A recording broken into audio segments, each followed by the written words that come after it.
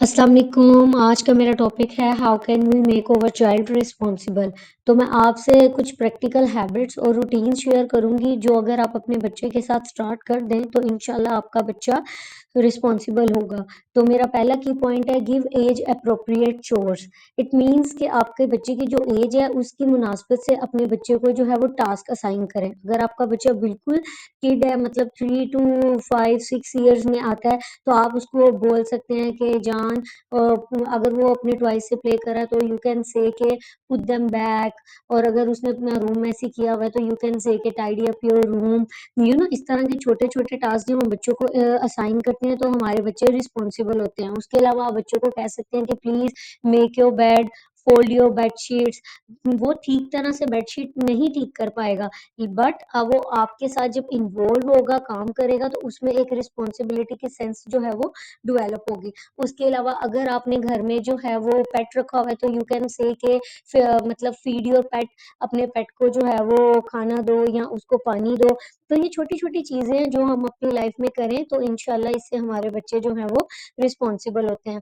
और इसके साथ अगर आपका बच्चा खाना खा रहा है और अगर उससे कुछ गिर गया तो आप यू कैन से के वाइप करें इसको, जल्दी से क्लीन कर दें। और ये नहीं कि ठीक है आप खा लो मैं साफ कर लूंगी, नो। आप उसमें ये हैबिट डेवलप करनी है, ठीक है। सेकंड जो पॉइंट है वो है इनकरेज डिसीजन मेकिंग। अपने बच्चे का जो है वो let let her decide, let him decide, उसको डिसाइड करने दें। और ये आप हैबिट कैसे डेवलप कर सकती हैं, किसी भी तरह के लाइक आप 2 चिप्स के पैकेट ले लें और उससे पूछ लें what would you like to eat, this one और दिस वन। और इस तरह बच्चे को क्या होगा कि उसकी डिसीजन मेकिंग जो है उसमें इम्प्रूवमेंट आएगी। और इसके अलावा आप ये भी एक्टिविटी कर सकती हैं कि कोई से भी 2 ड्रेस उसके सामने रख दें और आप उसको बोलें कि चूज कर लो कि which one would you like to wear. तो इस तरह से क्या होता है, ये छोटी छोटी सिंपल हमारी डेली रूटीन की बातें होती हैं जिससे हमारे बच्चे जो हैं वो रिस्पॉन्सिबिलिटी को अंडरस्टैंड करते हैं। और उसके बाद मेरा थर्ड पॉइंट है टीच कॉज एंड इफेक्ट। ये बहुत ही इंपॉर्टेंट पॉइंट है। हमें अपने बच्चे को कॉन्सिक्वेंसेस बताने होते हैं, नेचुरल कॉन्सिक्वेंसेस बताने होते हैं कि बेटा अगर आप ये काम करोगे तो इसका ये रिजल्ट होगा, अगर आप ये काम करोगे तो इसका ये रिजल्ट होगा।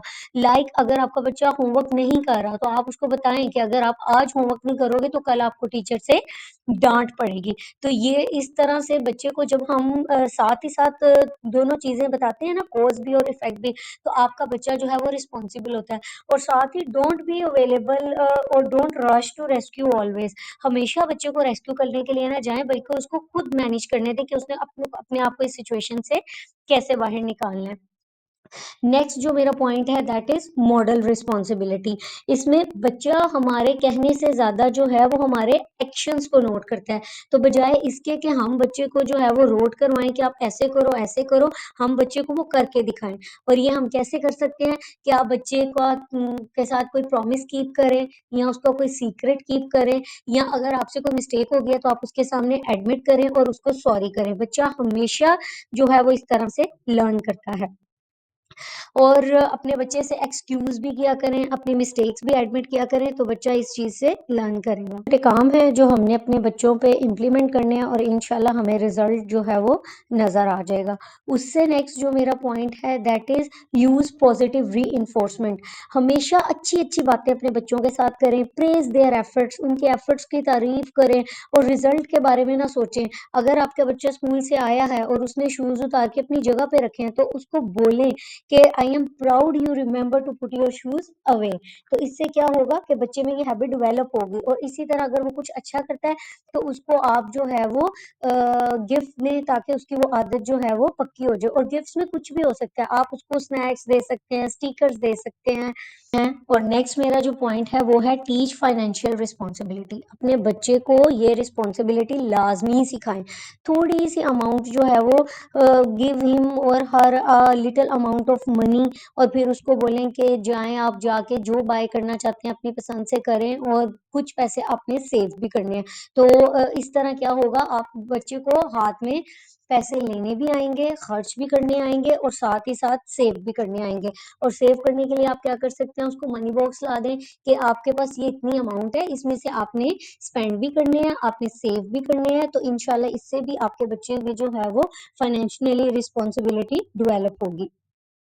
अब कि बच्चे को जो है वो बजटिंग भी करनी आएगी, बिकॉज़ अगर वो बॉय है या गर्ल है, अगर गर्ल है तो उसने एक पूरा हाउस चलाना है, अगर वो बॉय है तो उसने अपनी पूरी सैलरी मैनेज करनी है। तो अगर आप अपने बच्चे में ये चीज़ डालेंगे तो इंशाल्लाह वो ज़रूर सीखेगा। नेक्स्ट मेरा पॉइंट है एनकरेज केयरिंग फॉर अदर्स।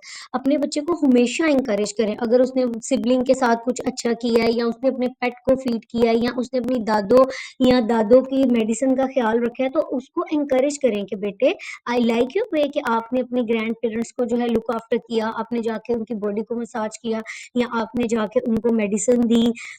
इस तरह के सेंटेंसेस जो होते हैं उससे आपके बच्चे में ये चीज आती है कि अब हमने इस काम को बार बार रिपीट करना है। और अगर इसी तरह वो आपने घर में कोई भी पेट रखा हुआ है, कैट है, डॉग है, पैरट है, वट एवर, और आप उसकी ड्यूटी लगा दें कि जाओ बेटे जाके देखो आपने, और उसको जाके फीड करवाओ, उसको जाके पानी पिलाओ, तो इससे भी आपका बच्चा जो है वो इंशाल्लाह इस तरह की बहुत सारी चीज़ों में इनकरेज होके इस रिस्पॉन्सिबल होगा।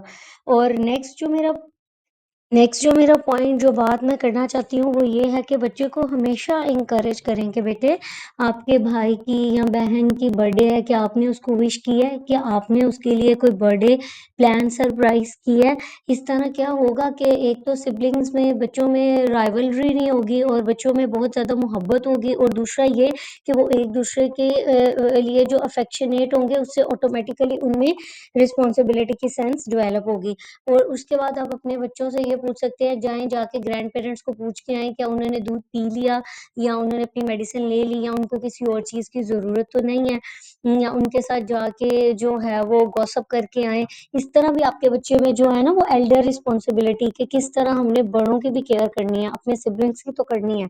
नेक्स्ट जो मेरा पॉइंट है वो है let them learn from mistakes, कि बच्चों को उनकी गलतियों से सीखने दें। बच्चे हमेशा अपनी गलतियों से सीखते हैं।